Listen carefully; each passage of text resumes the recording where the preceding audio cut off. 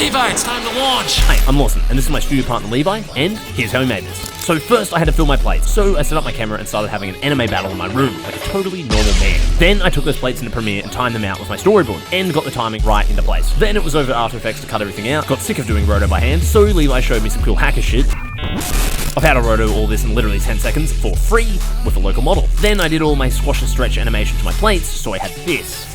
Now in Blender I had my plates, I quickly modeled up the interior spire I had in mind from this.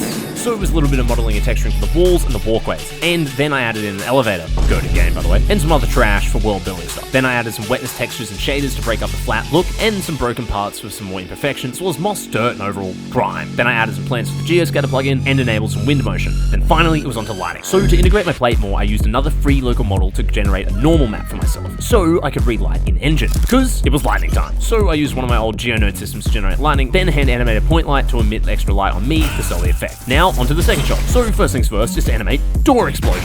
Decoupled the camera and animated some shake and motion to give it a little bit more pizzazz. Added some sparks and lightning from footage crate for some sweeteners. Simulated some moving boxes getting knocked over. Then simulated a shockwave through the cables using Blender's cloth sim. And finally, one more simulation of dust and debris in embergen. And with that, the second shot was done, and all that's left was space. So I imported an old Earth model I used from a project last year, set up my camera tracking system, and live hand animated the focus point bouncing around to give perfect timing. Then I finessed that timing a little bit on the camera path, and then imported debris fields and a Milky Way photo off in the background for some added depth. Then I added my satellites and drew in the laser animating along its path. And finally, it was off to Nuke to pipe everything through our scripts to give it that added flair. Then a little bit of sound design over in Premiere, and that's how we made the coolest reel ever.